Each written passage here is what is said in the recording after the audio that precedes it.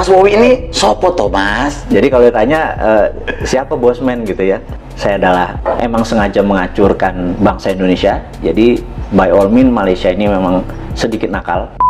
Mas Wowi, apa kabar? Baik, apa kabar Mas? Bosman yang sontoloyo. Ini ngetop banget, tapi mungkin anak-anak muda nih khususnya yang penontonku mungkin pengen kenal sih Mas Wowi ini sopo toh Mas? Saya itu singa tua yang luka. Kemudian daripada merusak, ya saya menulis. Kebetulan hobi saya adalah menulis dan saya adalah amateur writer kali ya. Amateur writer itu bukan karena komersial, tetapi karena setiap hari saya punya diary. Zaman dulu saya punya diary. Jadi sekarang sejak 2011 diary-nya saya pindahin ke Facebook. Cuman nama peristiwanya saya sadurkan supaya saya ada memori sedikit gitu ya. Nah, saya heran kenapa buku harian saya dibaca orang, itu aja yang saya heran gitu. Jadi kalau ditanya siapa Bosman gitu ya, saya adalah amateur writer. Gokil, amateur writer tapi bisa memprediksi masa depan. By data, tapi always by data ya. Mas Wowi katanya pernah mewawancarai 400 teroris. Sebutin 5 tersangka teroris yang susah ketebak gitu. Jadi dari 2009 sampai 2013 saya memang aktif sekali di dalam membantu negara karena saya merasa terorisme itu adalah act of war, atau terorisme itu adalah tindakan perang yang terkecil. Jadi perang sel, dan dia menggunakan aksi teror atau menakut-nakuti. Tujuannya kalau di negara berkembang seperti Indonesia berbeda dengan sebuah aksi teror di negara maju seperti misalnya di Jepang gitu. Kalau di sebuah negara maju, aksi teror dipakai untuk merubah kebijakan. Kalau di negara berkembang seperti di Indonesia adalah merubah pemerintahan. Jadi saya pikir ujung-ujungnya pasti memecah NKRI, dan darah merah kita langsung keluar kalau teroris ini arahnya merubah NKRI gitu ya. Know-how saya adalah bagaimana mengetahui pola pikir mereka kemana, patternnya. Saya interview biasa, mereka bahkan tidak menyadari bahwa itu adalah bagian dari interview. Bukan sekedar bukan collect data, bahkan kita ada cara untuk bertanya. Yang menarik adalah seorang Malaysia, agen dari Inggris yang namanya Nurdin M. Top, emang sengaja mengacurkan bangsa Indonesia. Jadi by all means Malaysia ini memang sedikit nakal. Kita disusupi dengan Nurdin M. Top, dan dia punya kemampuan linguistik pattern yang sangat luar biasa. Beberapa kali dokumen saya menyaksikan, dia dalam kurang dari 5 menit bisa membuat orang teriak Toto Allahu Akbar dan berani jihad. Bener-bener cara pengerubah itunya, dan itu menggunakan dengan waking hypnosis, alias dia tidak mempengaruhi orang yang tutup mata tidur gitu ya, seperti yang di komersial itu. Dia nggak kayak uya-uya ya. Dan itu kelihatan masih rendah memang ilmunya yang menggunakan tidur itu hipnosis. Tapi waking hypnosis itu benar-benar sadar, mata terbuka, kesadaran penuh, dan dia menggunakan linguistik pattern yang sangat luar biasa. Polanya saya pelajari, saya bilang gila nih orang, 5 menit aja anak.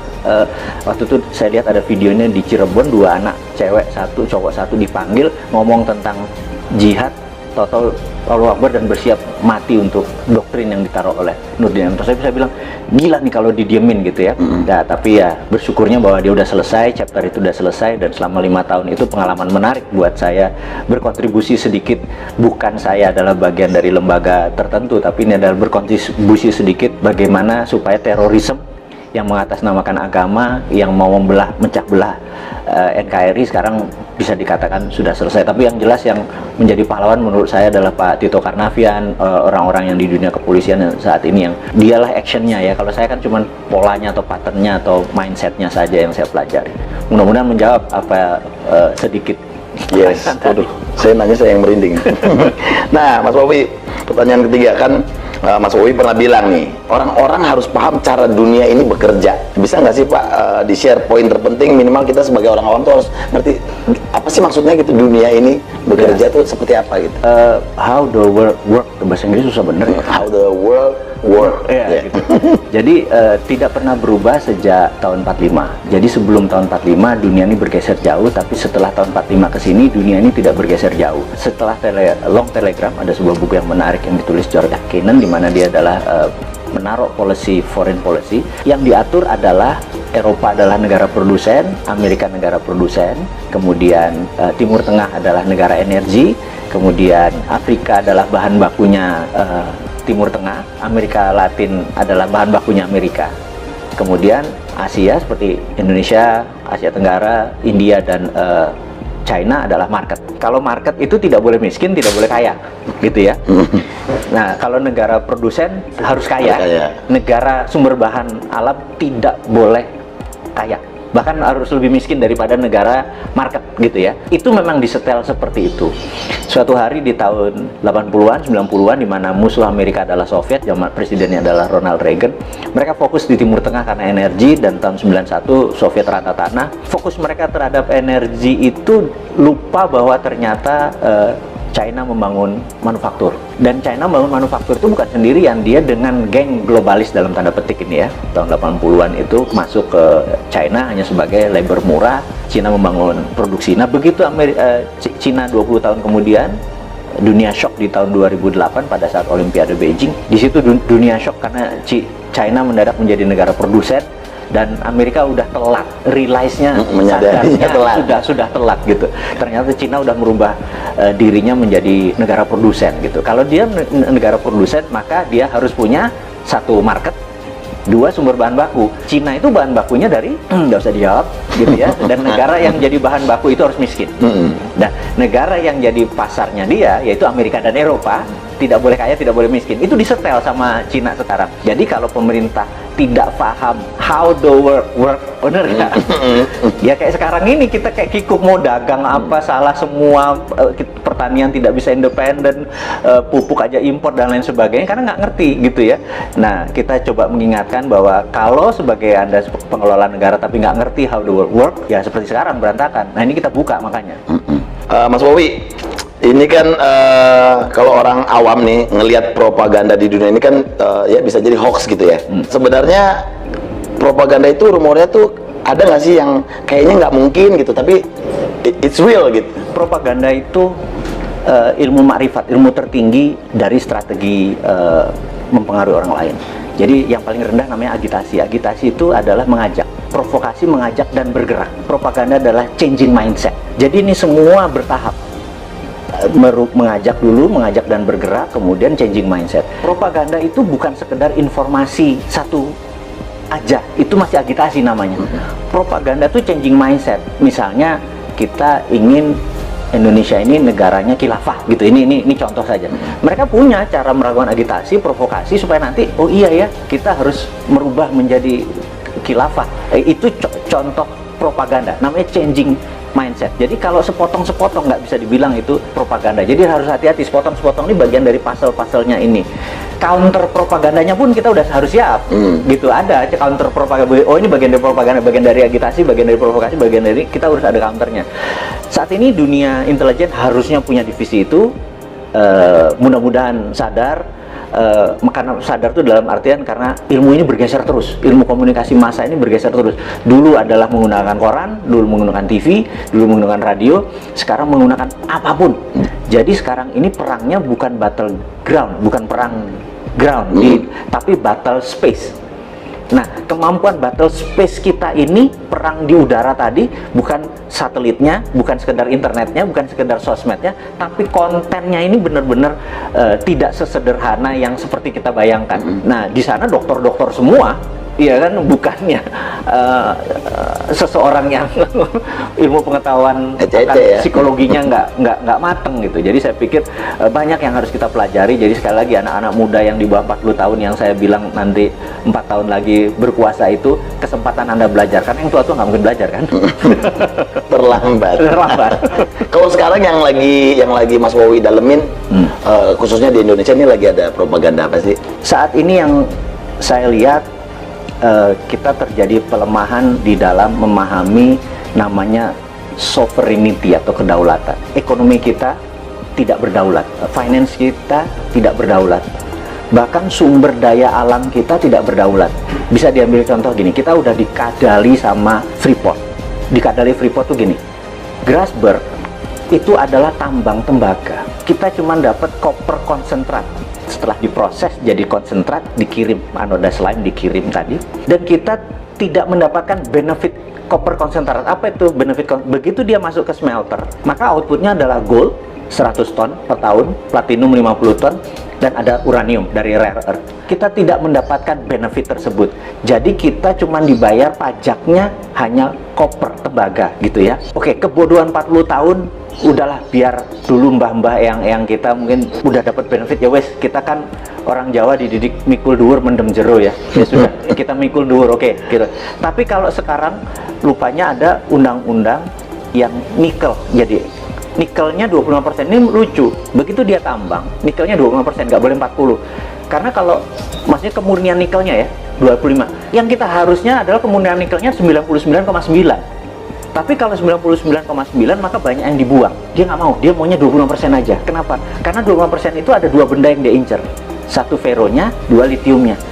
Jadi waktu dibayar hanya dibayar nikelnya saja. Litiumnya sama feronikelnya sama nikel lateritnya itu gratis. Nah, kemudian isu terakhir adalah tin atau timah yang katanya mau digitukan sama. Tapi sama Cina apa yang dilakukan? Kadar tinnya harus 25% karena di 70% itu masih ada yang namanya thorium, masih ada yang namanya osmium buat laras senjata. Dan kita cuma dibayar tin timahnya doang gitu ya. Nah, kok masih goblok sih gitu ya, cuman kita ngingetin aja gitu.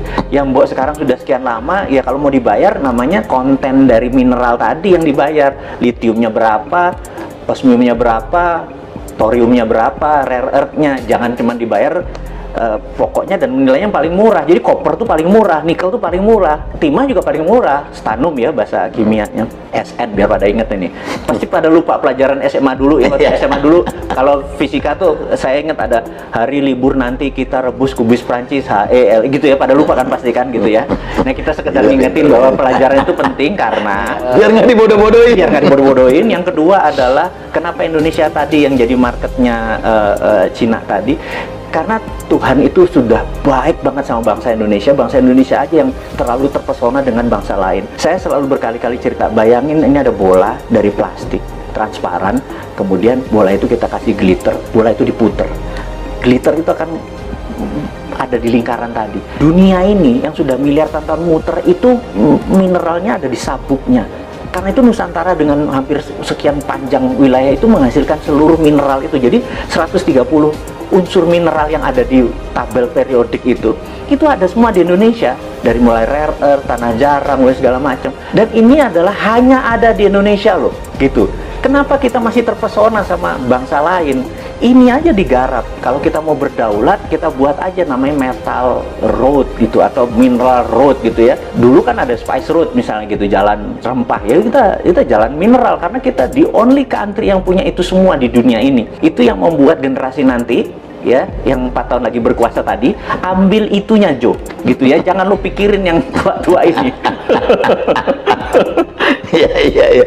Nah, Mas Bobi, coba Mas Bobi, ada nggak konspirasi yang paling serem dan berhasil sepanjang sejarah? Menurut saya adalah diambilnya emas Indonesia sebelum Pak Karno dikudeta, dan itu gerakannya cantik sekali sehingga depository emas kita lepas hampir 1000 ton gitu ya. Cakep sekali skenarionya dan itu bisa dibuktikan one of the best. Nah, ini kita ngomongin yang anget-anget nih.